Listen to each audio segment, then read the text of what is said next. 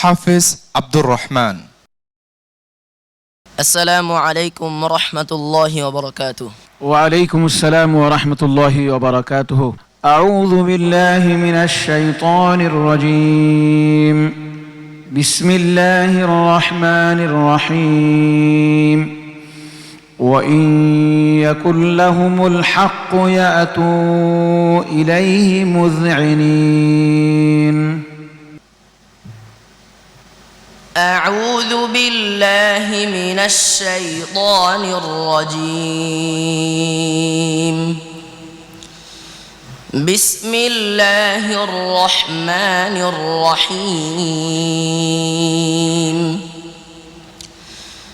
ألم تر أن الله يزجي سحابا ثم يؤلف بينه ثم يجعله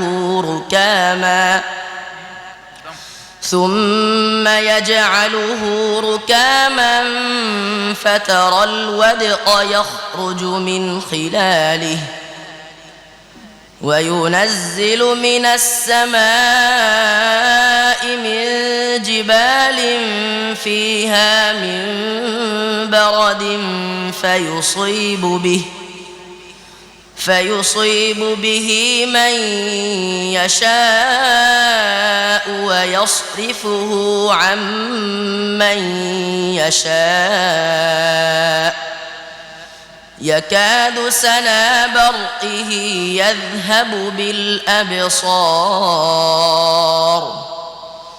يقلب الله الليل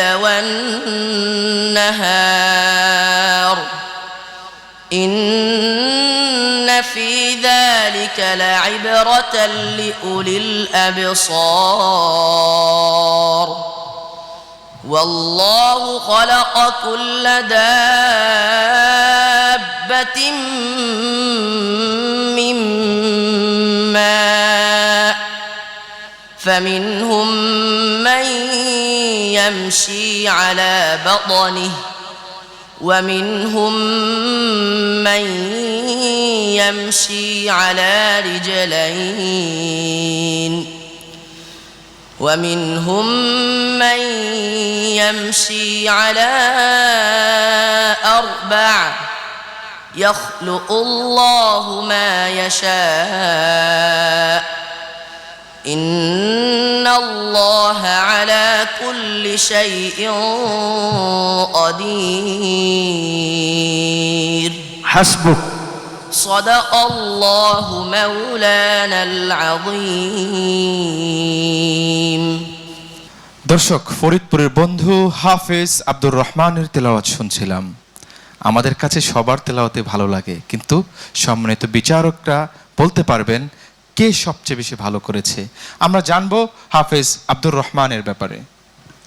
সম্মানিত বিচারক শাইখুল হাদিস মুফতি মুহিবুল্লাহিল বাকি আংনাদাভি। الله يفتح عليك.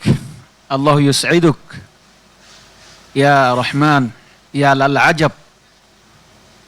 এইভাবে কোরআন শরীফ পড়তে পারো তোমরা?